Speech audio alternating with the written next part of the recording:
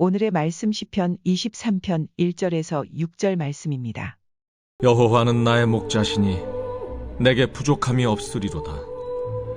그가 나를 푸른 풀밭에 누이시며 쉴 만한 물가로 인도하시는도다. 내 영혼을 소생시키시고 자기 이름을 위하여 의의 길로 인도하시는도다. 내가 사망의 음침한 골짜기로 다닐지라도 해를 두려워하지 않을 것은 주께서 나와 함께 하심이라. 주의 지팡이와 막대기가 나를 안위하시나이다. 주께서 내 원수의 목전에서 내게 상을 차려주시고 기름을 내 머리에 부으셨으니 내 잔이 넘치나이다.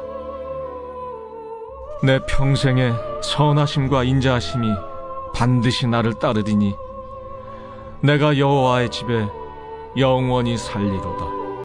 오늘 설교 제목이 예수를 어디까지 믿으시나요? 참 설교 제목이 참 난해합니다. 당신은 예수를 어디까지 믿고 있는지 오늘 한번 신앙을 한번 체크를 한번 하시는 시간이 됐으면 좋겠습니다. 당근하고 감하고 둘이 친구입니다. 당근과 감이 둘이 친구예요. 그런데 당근이 이 감을 매일 약 올리는 거야. 야, 너 완전 생긴 게 감자 같다. 너 감자같이 생겼다. 그리고 계속 감 생긴 게 감자 같다고. 지금도 감자라고 그러면 막 욕이라고 거의 그런 수준이라고 그래요. 또 감자 같다. 또 감자 닮았다. 자, 그러는 거예요. 근데 이 감이 상처를 굉장히 많이 받았죠. 굉장히 많이 받는 거예요. 아무튼 만날 때마다 이 당근이 감을 계속해서 감자라고 놀린 거예요. 그러다가 하루는 이 감이 교통사고를 당해서 병원에 입원을 하게 됩니다. 병원에 입원할 때 그 당근이 생각하면서 양심 이제 가책을 느낀 거예요. 내가 그동안 잘해줄 걸. 내가 괜히 감을 약 올리고 놀려가지고 에휴, 나 때문에 교통사고가 났나 싶은 게 마음이 굉장히 안 좋아가지고 병문안을 가야 되겠다. 그리고 병문안을 갔습니다. 그래서 똑똑똑 두들기니까 이 감이 이제 그 당근이 면회를 온 건 줄 알고 이미 있었어요. 그런 감이 이렇게 두드리니까 들어오는 얘기를 안 하고 내가 당근 저 녀석아 말이야 나를 매일 감자라고 놀리고 그랬으니까 아주 상대를 하지 말아야 돼. 그리고 그냥 자는 척을 했습니다. 내 얼굴 꼴 보기 싫다. 그리고 자는 척을 하고 입을 딱 뒤집어 쓰고 있었어요. 그 몇 번을 두드려도 문이 안 열리니까 들어오니까 이 감이 이불을 뒤집어 쓰고 자는 척한 거죠. 자는 거예요. 그러니까는 당근이 그 귀에다 대고 감 자니 이렇게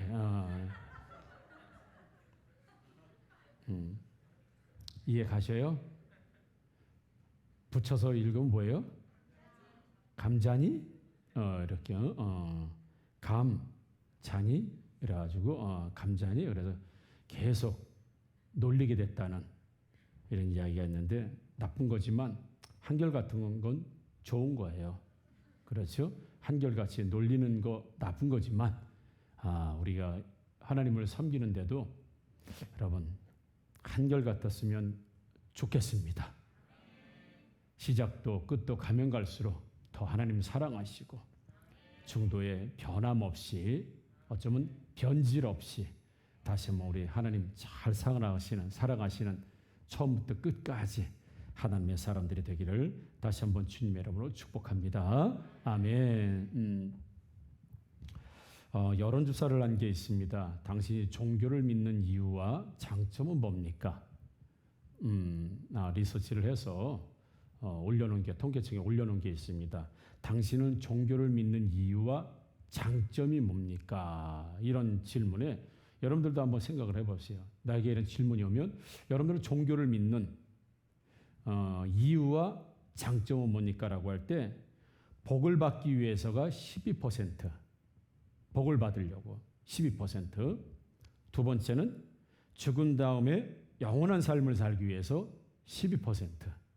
여기에는 뭐 불교, 천주교, 뭐 기독교 다 들어가 있는 겁니다. 그래서 죽은 다음 영원한 삶을 살기 위해서 12%. 마음의 평안을 얻기 위해서 66.8%. 마음의 평안을 얻기 위해서 66.8%. 그 다음에 삶의 의미를 찾기 위해서 6.9%. 기타 2.3%. 그래서 제가 이렇게 딱 주사기가 아니라 뭐죠? 계산기를 이렇게 했더니 딱 100%가 나와. 절대적으로 당신이 종교를 갖는 이유가 거기는 불교, 천주교, 기독교 다 같은 종교의 범주 안에 들어가 있는데요.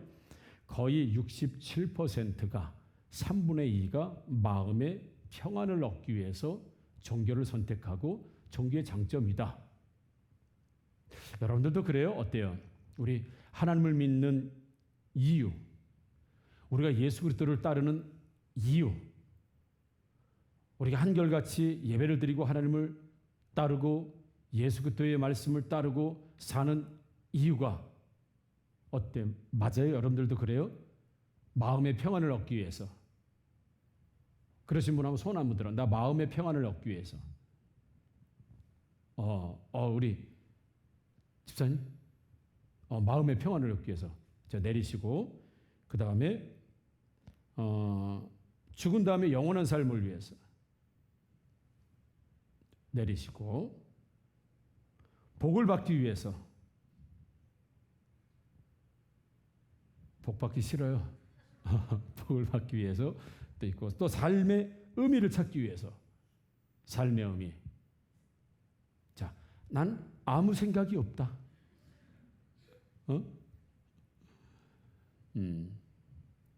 자, 우리 예수님을 따르는 삶이 복된 삶이기 때문에 하나님을 믿는 믿음과 신앙만큼 귀한 것이 없기 때문에 한 분. 그럼 다른 분들은 뭔지 궁금해. 다른 분들은 당신이 종교를 갖는, 우리로 말하면 하나님을 따르고 예수 그리스도를 따르는 이유가 뭡니까? 그리고 장점이 뭡니까? 이유가 뭡니까? 라고 할 때 뭐라고 대답했으면 좋겠어요? 한번 생각을 한번 해봐요. 한번 좀 해보시고. 자기 종교에 대한 자부심. 내가 지금 종교인인데 자기가 믿는 종교의 자부심. 나는 아주 자부심이 있다. 예. 점수 100점 만점으로 했을 때 천주교 76점, 불교 71점, 기독교 62점. 기독교가 자부심이 절 떨어져요. 그래서 어떤 종교에는 거기 다녀 그냥. 천주교 76점, 불교 71점, 기독교 62점. 이슬람 이런 건 안 들어가 있고 우리나라니까요. 자기가 믿는 종교의 자부심도 기독교가 제일 낮아요. 자, 내가 믿는 기독교, 내가 믿는 하나님, 나는 예수님을 믿는다라고 하는 자부심이 있는 분들 손 한번 들어보세요. 자부심. 카메라 촬영되고 있죠? 네. 내리시고. 나는 조상신이 자랑스럽다. 조상신. 졸다가 또 드시지 마시고. 참 안타까운 통계 조사죠. 불교보다 천주교보다 기독교인들이 자기가 가진 기독교 신앙에 대해서 자부심이 한참 떨어져요. 자부심이 없고, 왜 당신이 종교를 갖게 된 이유와 그리고 종교를 갖는 장점이 뭡니까? 할 때 마음의 평안을 얻기 위해서가 거의 70%예요. 70%. 여러분, 우리 어떤 글의 양식을 보게 되면 두갈식이 있고 미갈식이 있습니다. 두갈식은 거의 주제, 글의 주제를 먼저 앞에다가 딱 던져놓고 그리고 착 풀어가는 거지요. 그리고 미갈식은 막 이야기하다가 끝에 가서 결론을 내거나 주제가 딱 나오지요. 그래서 한자대로 두갈식. 먼저 결론을 내놓고 결론에 맞는 이야기를 쭉 하는 것. 미갈식은 이야기를 그쪽으로 방향을 계속 잡아가다가 나중에 결론을 딱 맺는 것. 그게 보통 미갈식. 그러지. 뭐 쉽게 설명하면 이런 겁니다. 너 아주 오늘 죽었어. 너 아주 오늘 죽었어. 빨리 와. 빨리 안 와. 이 얘기는 뭐예요? 빨리 오면 죽는다. 그래서 너 아주 오늘 죽었어. 요거는 미괄식이에요, 두괄식이에요? 예? 두괄식이에요, 미괄식이에요? 두괄식이에요. 너 오늘 죽었어. 너 오늘 죽었어. 너 빨리 안 와. 너 빨리 와. 이 얘기는 빨리 안 오면 죽는다. 이 얘기고요. 너 셋일 동안 빨리 와. 셋 동안. 하나, 둘, 셋 동안 안 오면 뭐 한다? 죽는다. 그거예요. 시끄러. 입 닥쳐. 시끄러. 계속 떠들면 뭐 한다? 죽는다. 이게 두괄식이야. 너 아주 오늘 죽었어. 그리고 조용히 해. 빨리 들어와. 셋일 동안. 그래서 그거 안 되면 너는 오늘 죽었어. 이게 두괄식. 네가 오늘 잘못한 게 뭐야? 얘기해봐. 네가 뭐 잘못한 게 뭐야? 네가 뭐 잘못했는지 생각해봐. 잘했어, 잘못했어? 잘못했어요. 그러니까 오늘 열대. 이게 미괄식. 자기가 자기 잘못 이야기하고 결론은 열대. 이게 미괄식. 잠시 여러분들이 이해를 하라고 말씀을 드린 겁니다. 자, 여호와는 나의 목자시니. 여호와는 나의 목자시니 내게 부족함이 없다. 이거 두괄식일 것 같아요? 미괄식일 것 같아요? 예? 예. 다른 분들은? 우리 수학 선생님도 그렇게 생각하세요? 여호와는 나의 목자시니 내게 부족함이 없으리라. 시편 23편 1절의 말씀이 전체를 읽어갈 때 두괄식일 것 같아요? 미괄식일 것 같아요? 두괄식. 맞습니다. 여호와는 나의 목자시니 이렇게 아예 선언을 해버렸어요. 결론 내버렸습니다. 여호와는 나의 목자시니 내 인생에 부족한 게 없다. 아예 결론 내버렸어요. 막 이런저런 이유를 들어서 그래서 여호와는 나의 목자시고 내가 부족함이 없다라고 마지막에 말씀한 게 아니라 다윗은 여호와는 나의 목자시니 내게 부족함이 없다. 일단 결론을 내놓고 말을 하고 있어요. 사랑하는 성도, 우리는 하나님과 내 신앙에 대해서 어떤 결론을 한번 말해볼 수 있겠어요? 우리가 두괄식으로 우리의 신앙을 고백한다고 하면 하나님은 어떤 분이신지, 내 신앙의 고백이 무엇인지, 우리는 어쩌면 신앙 고백이 미괄식일 수 있어요. 이래서 저래서 그렇기 때문에 나는 하나님이 좋아. 그런 결론을 보통 내리죠. 그래서 이들 어떤 여건이나 상황이나 이런 걸 보고 이런 걸 경험해보고 그리고 결론을 내립니다. 대부분의 우리 신앙 고백은 미괄식이에요. 그 하나님의 정의도 대부분 미괄식입니다. 우리 인생을 한번 뒤돌아봐요. 거의 대부분이 그렇습니다. 우리 기도할 때 좋으신 나의 아버지 하나님, 일단 좋으신 아버지 하나님으로 일단 선포하고 기도하는 거예요. 그렇죠? 우리가 기도할 때 주로 저도 그러죠. 좋으신 아버지 하나님, 좋으신 아버지 하나님, 이렇게 우리 김성 목사님이랑 좋으신 아버지 하나님으로 일단 선포하고 그리고 우리의 필요를 간구를 드린다고. 길을 만드시는 분이라고 선포하고 그리고 나서 내 인생의 길이 어떻게 이끌어져 왔는지에 대해서 이야기를 해요. 이게 좋은 거죠. 우리 찬양의 노래도 하나님은 너를 만드신 분, 너를 가장 많이 알고 계시며, 하나님은 너를 만드신 분, 너를 가장 잘 알고 계신 분. 이렇게 찬양이 시작하면 이건 두괄식입니다. 그리고 나서 찬양의 가사를 쫙 풀어가죠. 하나님 한 번도 나를 실망시킨 적 없으시고 언제나 공평과 은혜로 나를 지키셨네. 욕 하나님에 대한 정의와 내 신앙의 고백이 앞으로 가느냐 뒤로 가느냐, 다 살아보고 경험해보고 다 한 후에 하나님 한 번도 나를 실망시킨 적 없으시고, 이 노래를 부를 수 있는지, 아니면 이 노래를 먼저 부르고 그리고 내 인생을 돌아볼 수 있는지.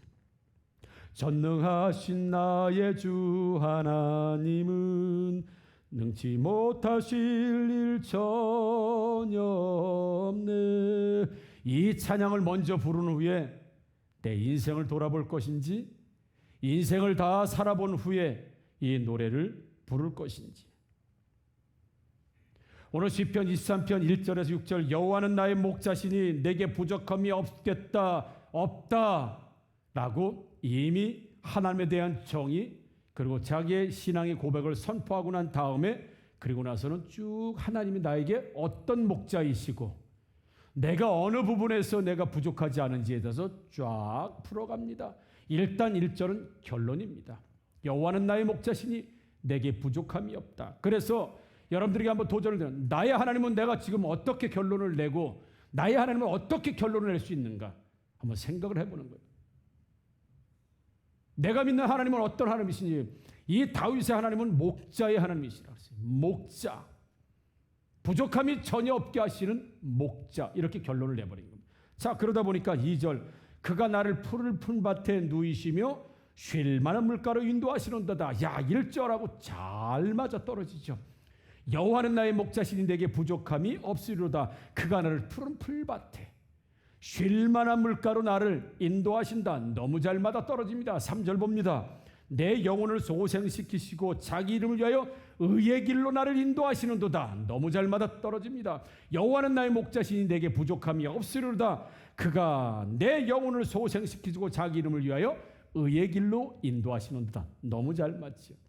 여기까지는 1절과 너무 잘 맞는데 문제는 4절입니다. 내가 사망의 음침한 골짜기로 다닐지라도 해를 두려워하지 않는다라고 하는 부분이 아니라, 이 여호와는 나의 목자가 되시는 이 다윗 앞에 사망의 음침한 골짜기에 인생이 나타났다는 얘기입니다. 죽을 만큼 고통스러운 일이 지금 다윗에게 있었다는 얘기입니다. 사망의 음침한 골짜기,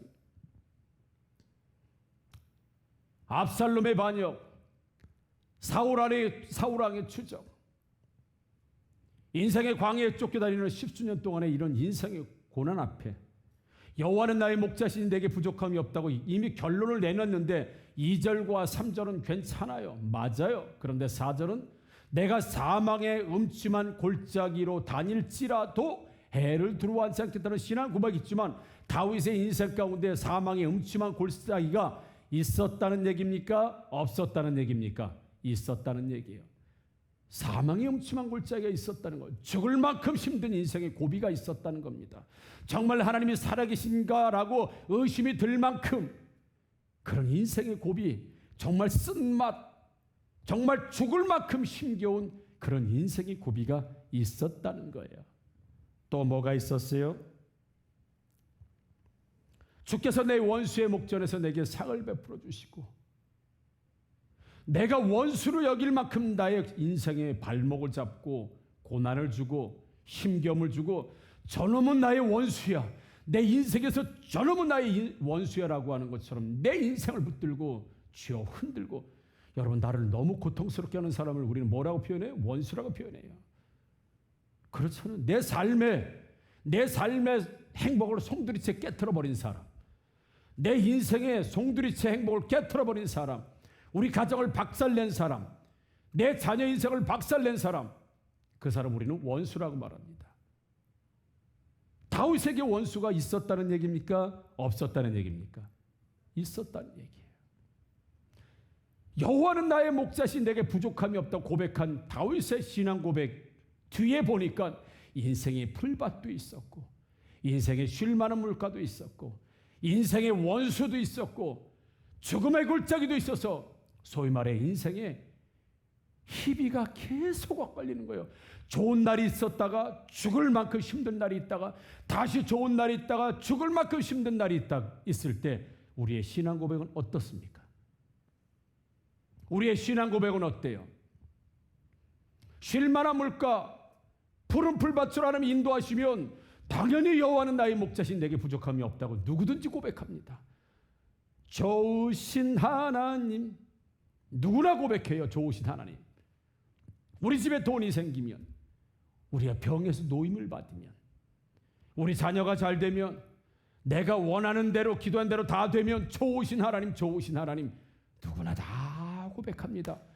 2절과 3절은 누구나 다 좋으신 하나님, 여호와는 나의 목자신 내게 부족함이 없다. 누구나 고백할. 과연 원수 앞에서도, 과연 죽음의 골짜기 앞에서도 여호와는 나의 목자신 내게 부족함이 없다고 고백할 수 있는가 말이죠. 다윗에게도 인생의 희비가 계속 엇갈립니다. 왕이 되는 날이 있었으면 쫓겨나는 날도 있었고, 골리앗을 죽이는 승리하는 날이 있었으면 압살롬에게 쫓겨다니는 날도 있었고, 우리 인생사가 다 그렇습니다. 좋은 것만 있는 인생이 어디 있고 나쁜 것만 있는 인생이 어디 있어요? 여러분, 공부 못한다고 다 괴로워요?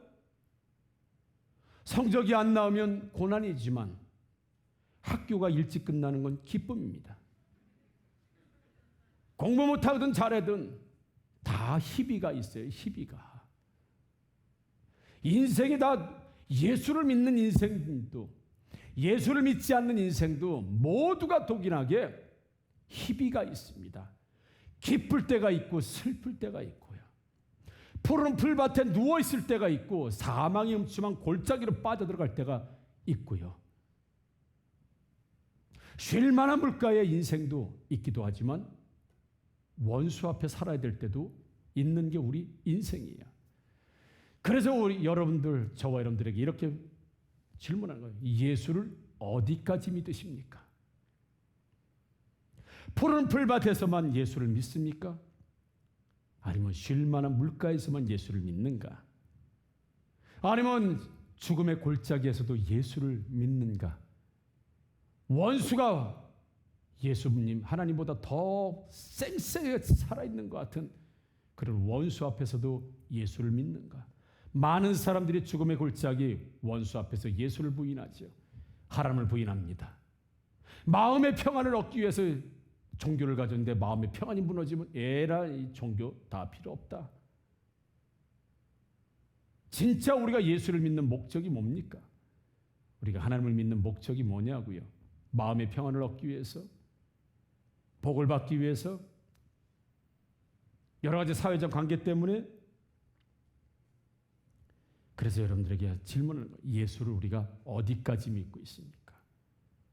푸른 풀밭, 쉴만한 물가, 죽음의 골짜기, 원수 앞. 그런데 23편 1절과 1절에 6절 보면 정말 일자 여호와는 나의 목자시니 내게 부족함이 없으리로다. 이건 하나님에 대한 정의입니다. 하나님은 이런 분이다. 그리고 나서 우리의 신앙 고백이 있어야 합니다. 여러분, 좋으신 하나님, 나를 가장 잘 아시는 하나님, 나의 인생에 다른 것들을 다 아시는 하나님, 한 번도 실수 없으신 하나님, 온 우주 만물을 창조하신 창조주의 하나님, 우리의 그런 신앙 고백이 여러분들 가운데 있기를 주님의 이름으로 축복합니다. 아마 다 있을 겁니다. 여쭤보면, 물어보면 나는 이런 하나님이라고, 나는 이런 하나님이라고 고백할 수 있는 하나님에 대한 정의가 우리 다 있어요. 다윗의 정의는 뭐예요? 여호와는 나의 목자가 되시고 내게 부족하지 않으시는 하나님. 이게 하나님에 대한 정의예요. 저에게 하나님에 대한 정의가 뭡니까? 그러면 물론 많이 있겠지만 길을 만드시는 분. 그래서 로비에다 써놓은 거예요. 홍해바다 앞에서 뒤로도 앞으로도 갈 수 없는 상황 가운데 홍해바다 앞에 길을 만드시고, 교회가 세워질 때, 교회가 시작될 때 출애굽기 14장 14절의 말씀을 뚜렷하게 내게 주시면서 내가 그런 교회를 만들겠다 라고 하셔서 우리는 그 길을 만드시는 하나님, 없는 길도 만드시고 새로운 길도 창조하시고 길을 만들어주셔서 나는 하나님이 만들어주신 길을 따라서, 그래서 목사님 개척하면 뭘 준비해야 됩니까? 라고 할 때 저희는 준비가 없었습니다. 그냥 저절로 됐습니다. 하나님의 길을 만들어서 우리는 그 길로만 따라왔습니다. 아이, 그런 게 어디 있겠습니까? 마치 내가 길을 개척하며 오는 것 같지만 인생도 교회도 나에게 하나님은 길을 만드신 분. 그리고 내가 이 다음에 죽으면 묘비명인 있을지 모르겠지만 하나님이 내어주신 길을 그 발자국을 밟고 따라간 사람. 그래서 저의 신앙의 고백과 하나님에 대한 정인 길입니다. 길. 하나님은 인생의 길을 만드시고 교회의 길을 만드시고 천국의 길을 만드시는 길을 만드시는 분, 나는 그 길을 따라간 사람.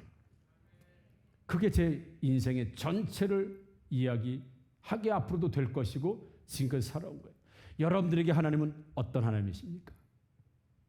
어떤 하나님? 살리신 하나님, 위대한 하나님, 좋으신 하나님, 신앙의 고백, 하나님에 대한 정의가 우리들 가운데 있을 뿐만 아니라, 자, 6절을 한번 보겠습니다. 내 평생의 선하심과 인자하심이 반드시 나를 따르리니 내가 여호와의 집에 영원히 거하리로다. 내가 푸른 풀밭에 있을 때도 나는 주님의 집에 영원히 거할 것이고, 내가 쉴 만한 물가에 있을지라도 나는 여호와의 집에 하나님의 품에 영원히 있을 것이고, 내가 사망의 음침한 골짜기 원수가 있는 그런 인생 앞에서도 여전히 나는 하나님의 집을 떠나지 않겠습니다. 영원토록 여호와의 집에 있겠습니다. 다윗의 위대한 신앙 고백. 1절에서는 하나님에 대한 정의, 마지막 6절에서는 자신의 신앙 고백. 그래서 나는 죽음의 골짜기에 있어도, 나는 사망의 음침한 골짜기에 있을지라도, 내가 원수가 나를 괴롭히는 상황 가운데 있을지라도, 여호와는 나의 목자신데 내가 어디로 갑니까? 여호와가 나의 목자신데 내가 어디로 갑니까? 내가 영원히 여호와의 집에 거하리로다. 여러분, 도전합니다. 한결같은 우리의 신앙의 고백이 되고 한결같이 되기를 주님의 이름으로 축복합니다. 처음 예수를 믿으면 푸른 풀밭과 쉴만한 물가를 원합니다. 누가 예수 처음부터 오면서 사망의 음침한 골짜기 원수 앞에서도 굳건히 신앙을 지킬 사람이 몇이나 되겠습니까? 처음에는 우리가 왜 예수를 믿어요? 내 쉴만한 물가 때문에 그래요. 내 푸른 풀밭 때문에 그래요. 그런 인생이 되기를 원합니다라고 고백했지만, 예수를 알고 하나님을 알고 양육이 되어지고 말씀의 세계로 들어가고 신앙의 깊은 세계로 들어가면 이제 푸른 풀밭 때문이 아니라, 쉴만한 물가 때문이 아니라, 사망의 음침한 골짜기에 있어도 여호와는 나의 목자가 되시기 때문에 내가 그분의 품 안에, 내가 그분의 여호와의 집에, 그 신앙에 내가 영원히 거할 것입니다. 내가 원수가 나를 괴롭히고 힘들게 하고 나를 죽인다 하더라도, 마치 하나님이 안 계신 것처럼 느낀다 하더라도 나는 결단했습니다. 여호와의 집에 영원히 거하리로다. 이 수준까지, 이 높이까지.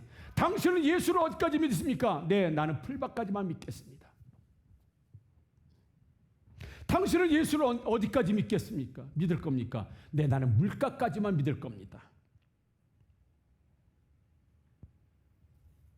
참, 여러분, 진짜 철로역정책은 읽어보시면 너무 좋아. 제가 제자훈련 철로역정 읽죠. 철로역정을 읽으면 우리 인생에 만날 만한 게 다 거기 나옵니다. 다 나옵니다. 크리스찬이 무거운 인생의 짐을 지고 천국을 해서 갈 때 가장 먼저 동행했던 사람이 옹고집하고 갈팡질팡이에요. 옹고집은 아예 복음이 안 들어가고 아예 믿음이 안 들어가고, 갈팡질팡은 따라갔어요. 그래요? 그런 좋은 길이 있습니까? 그런 구원의 길이 있습니까? 그럼 나도 좀 갑시다. 그리고 갈팡질팡은 크리스찬하고 같이 갑니다. 아마 근데 얼마 가다가 늪에 푹 빠져버리죠. 막 허우적허우적대는 늪에 빠져가지고, 그 갈팡질팡은, 아니 이게 천국 가는 이게 뭡니까? 아니 천국 가는 길이 이렇게 험합니까? 아니 구원의 길이 이런 길입니까? 그럼 진즉이 얘기하지. 나는 좋은 길만 있는 줄 알고 왔는데. 그럼 간신히 늪에서 빠져나온 다음에 막 화를 내면서 다시 자기가 살던 멸망의 도시로 다시 돌아갔습니다. 왜요? 갈팡질팡. 나는 좋은 길이라서 좋은 길만 있는 줄 알고 갔는데, 나는 꽃길만 있는 줄 알고 갔는데, 구원의 길에서 난 좋은 것만 갔는데 가다가 늪에 빠져버리니까 이게 구원의 길입니까? 그럼 난 안 갑니다. 그래서 이름이 갈팡질팡이에요. 신앙에도 갈팡질팡이 있어요. 그래서 예수를 어디까지 믿으시나요? 풀밭까지 믿는 사람, 물가까지 믿는 사람, 원수 앞에까지 믿는 사람, 사망의 음침한 골짜기까지 믿는 사람. 사랑하는 성도 여러분, 우리 인생은 희비가 계속 엇갈리게 되어 있습니다. 좋은 일이 있으면 어려운 일이 있고, 어려운 일이 있으면 좋은 일이 있어요. 종교를 갖든지 안 갖든지 그건 관계없습니다. 불교 신자든 천주교 신자든 기독교인이든 인생의 희비는 누구나 오게 되어 있습니다. 아브라함이라고 희비가 없었어요? 요셉이라고 희비가 없었어요? 모세라고 희비가 없었습니까? 다윗이라고 희비가 없었습니까? 모두 희도 있으면 비도 있고, 비도 있으면 똥이 있고, 왜 이러지? 비가 있으면 희가 있고, 희비가 계속 교체해서 인생 가운데 와요. 풀밭도 오기도 하고, 사망의 음침한 골짜기도 오기도 하고, 물가가 오기도 하고, 원수 앞에 서는 날이 오기도 합니다. 그럼에도 불구하고 여호와는 나의 목자시니 내가 영원히 여호와의 집에 거하리로다. 내 주변 환경이 아니라, 그래서 살아보고 결론이 여호와는 나의 목자시니 라고 하는 시인한 고백도 살아보고 내린 결론이 아니라 이미 내린 결론, 이미 여호와는 나의 목자시니 내게 부족함이 없다고 하는 이미 내린 하나님에 대한 정의, 삶의 목표 이미 정해놓고 도갈식으로 딱 때려놓고, 그리고 인생을 사시기를 주님의 이름으로 축복합니다. 그리고 그렇기 때문에 내가 여호와의 집에 영원히 거하리라. 왜요? 나의 목자는 오직 하나님 한 분뿐이 안 계시는데 내가 어디로 가오리까? 내가 사망의 음침한 골짜기에 있을지라도, 내가 원수 앞에 있고 인생이 힘들다 하더라도 여호와가 나의 목자가 되시고, 그럼에도 사망의 음침한 골짜기에서도 막대기와 지팡이 나를 안위해 주신 걸 내가 알고 있기 때문에 원수 앞에서도 결국은 언젠가는 원수만 있는 게 아니라 원수 앞에서 나에게 생일상, 잔치상을 차려주고 인생을 역전시키는 이런 역사적인 순간이 있을 것이기 때문에, 왜? 여호와는 나의 목자이기 때문에 부족함이 없다. 그래서 나는 끝까지 나는 어느 선까지만이 아니라 생명이 다하는 그날까지 여호와의 집에 영원히 거하리로다. 그 다윗의 신앙 고백이면 저와 여러분들의, 우리 성도님들의 신앙의 고백이 되기를 주님의 이름으로 축복합니다. 우리 신앙의 마침이 그렇게 돼야 되겠죠. 그래서 오늘 말씀을 듣고 나에게 하나님은 어떤 하나님인지 정의를 내리시게 돼요. 정의. 하나님은 어떤 하나님이에요, 여러분? 좋으신 하나님, 전능하신 하나님, 한결같은 하나님, 나를 가장 잘하는 하나님, 나를 만드신 하나님. 만약에 나를 만드신 하나님이라고 결론을 내려놨으면 내 인생 가운데 지금도 나를 만들고 계신 하나님을 믿으시기를 주님으로 축복합니다. 그게 푸른 불밭이든 쉴만한 물가든 사망이 음침한 골짜기든 원수 앞이든 여전히 나를 지금도 하나님의 백성으로 만들고 계신 하나님을 인정하는 겁니다. 그게 신앙이에요. 그게 신앙이에요. 갈팡질팡처럼 철로역정 읽고 이 길이 좋은 길인 줄 알고 왔더니 그리고 다시 멸망의 도시로 돌아가 버리는 이런 사람들이 있을까요, 없을까요? 많이 있습니다. 마음의 평안을 얻기 위해서 종교를 가졌는데 오히려 마음의 평안이 깨지면 종교를 갖지 않겠다는 얘기예요. 어차피 그러도 또 희비가 옵니다. 인생은 가져도 오고. 그런데 그 인생을 어떻게 선포하고 선언하고 살 것인지에 대해서는 정말 너무너무 큰 극명한 차이가 있을 수밖에 없는 거죠. 사랑스러운 분, 다시 한번 그럼에도 불구하고 날 사랑하시는 내 하나님을 부를 때 아버지라 부르죠. 처음과 끝만 부른 거예요. 그럼에도 불구하고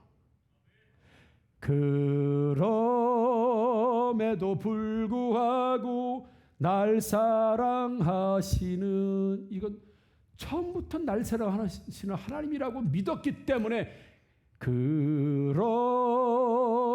불구하고 날 사랑하시는 내 하나님을 부를 때 아버지라 부르죠. 그럼에도 불구하고 아버지라 부르죠.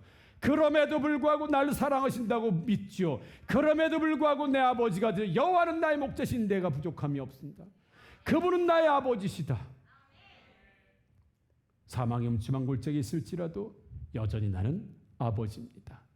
원수 앞에서도 여전히 아버지입니다.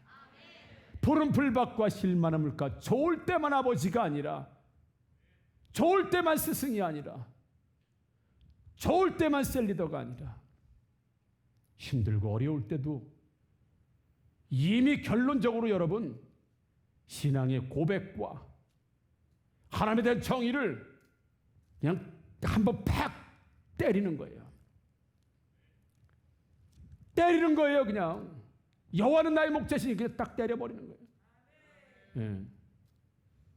너 나 믿어 안 믿어? 믿어. 그러면 되는 거예요. 그냥 믿어라고 하면 그 다음부터 일어나는 일은 다 믿는 거예요.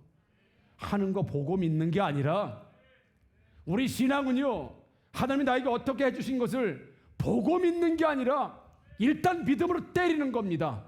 하나님은 좋으신 분이야. 근데 지금 사망의 음침한 골짜기에 있는데요, 그래도 아버지라고 부르는 거예요. 왜요? 사망의 음침한 골짜기에서도 막대기와 지팡이가 나를 인도하실 거니까 여호와는 나의 목자시라는 거예요. 음침한 골짜기를 보는 게 아니라 하나님을 보는 거. 그러니까 신앙을 팍 두 갈씩으로 결론 내버리는 거예요. 딱 내버리고 그리고 나서는 인생 사는 겁니다. 그리고 인생 사는 모든 것들을 처음 결론을 내버린 거에다 전부 다 마치는 거예요. 그래서 다윗은 사망의 음침한 골짜기에 있어도 여전히 그분은 나의 목자십니다. 내가 원수 앞에 있어도 그분은 여전히 나의 목자십니다. 이렇게 여러분 인생의 결단과 신앙의 고백과 하나님에 대한 정의, 하나님에 대한 정의가 분명하고 내 신앙에 대한 결단이 분명하시는 저와 여러분들 되기를 주님으로 축복합니다. 저는 길을 만드신 하나님, 그 길을 따라가는 사람, 지금 사망의 음침한 골짜기로 가는 것 같은 길이라도 그 길이 하나님이 내주시는 길이라고 한다면 나는 사망의 음침한 골짜기로 들어간다. 왜? 그 길은 하나님이 내주시는 길이기 때문에. 이거 아닌데, 스톱, 이거 아닌데, 맞고, 이게 아니라 원수 앞으로 내 길이 나 있는다 하더라도, 사망의 음침한 골짜기로 자꾸 들어가는 길이라 하더라도 그 길이 하나님이 내주시는 길이라고 믿으면 가는 것. 나는 길을 따라가는 사연이라고 내 신앙의 고백을 결단했고, 하나님의 길을 만드시는 분, 그러면 그 길은 아버지가 만드는 길, 목자가 만드는 길, 여호와가 만드는 길, 그 길이 음침한 골짜기를 통과할지라도 원수 앞에 머무르는 길이라 하더라도 나는 이미 그 길을 따라가기로 결단했다고 한다면 따라가는 것처럼 사랑하는 성도 여러분, 꼭 하나님에 대한 정의, 내 신앙에 대한 결단을 확실하게 세우시고 하나님 따라가시는 저와 여러분들 되기를 주님의 이름으로 축복합니다. 아멘.